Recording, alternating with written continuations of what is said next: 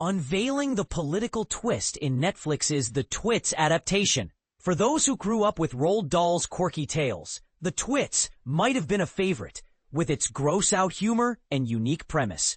But here's where it gets controversial. This animated adaptation takes a surprising turn, becoming a political allegory that will leave you questioning its every move. While some of us cherished the charm of the witches or the whimsical James and the Giant Peach, but Twits offered a different kind of appeal. It was a book that thrived on revulsion, written with a specific purpose, to express Dahl's distaste for beards, among other prejudices. As a child, I found its icky allure intriguing, but never imagined it would be considered a classic alongside Dahl's other masterpieces. The adaptation process for The Twits has been a journey. Initially planned as a live-action film, it eventually transformed into an animated venture, directed by Phil Johnston, known for his winsome children's films. Perhaps Johnston saw an opportunity to explore a darker, edgier side with this project. The bottom line, a political awakening.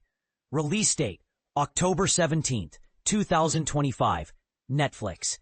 Cast, Margot Martindale, Johnny Vegas, Natalie Portman, Alan Tudyk, Maitreyi Ramakrishnan. Directors, Phil Johnston, Todd Kunjan-Dimong. Kate Shanahan. Writers, Phil Johnson, Meg Favreau. Runtime, 1 hour 38 minutes. At first glance, the film seems like a straightforward adaptation, with its present-day setting and new characters. But it's the political undertones that emerge as the story progresses that truly set it apart. The Twits, voiced brilliantly by Martindale and Vegas, are a slimy duo, engaging in mean-spirited pranks and keeping intelligent monkeys captive. Their plan to open an amusement park with a bouncy castle made of dirty mattresses is a testament to their disregard for health and safety. It's a crass interpretation of Dahl's novel, but it works, appealing to a new generation of young audiences who relish in the muckier aspects of storytelling.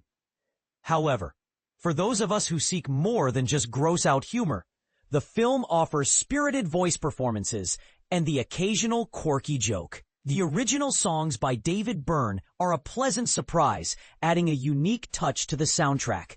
Visually, the film might not match the gleam of Disney or DreamWorks, but its griminess serves a purpose, reflecting the squalid nature of the story. The introduction of Bisha and Bubsy, two orphan characters, gives the film a generic feel, almost as if Netflix wanted to make Dahl's story more relatable for modern audiences. This trend is not unique to The Twits, as many recent Dahl adaptations have faced similar criticisms. But here's where it gets interesting. As the story unfolds, the introduction of Bisha and Bubsy takes an unexpected turn.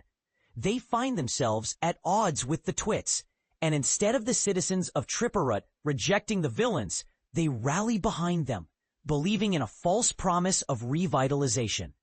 The Twits, with their campaign to restore past greatness, become a metaphor for Trumpism, a collective derangement that has swept across America in the last decade.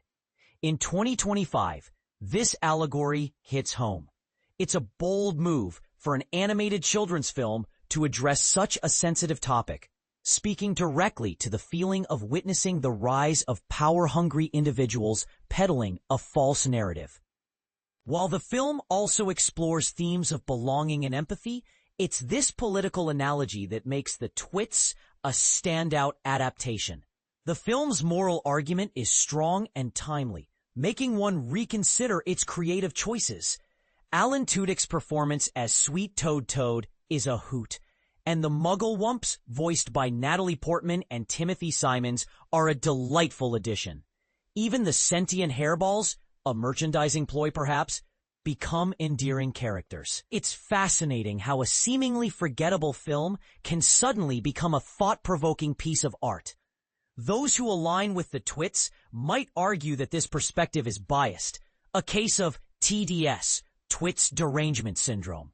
But I say, let's not get glued to the floor over this. The Twits is a film that deserves a watch, if only to spark some interesting conversations.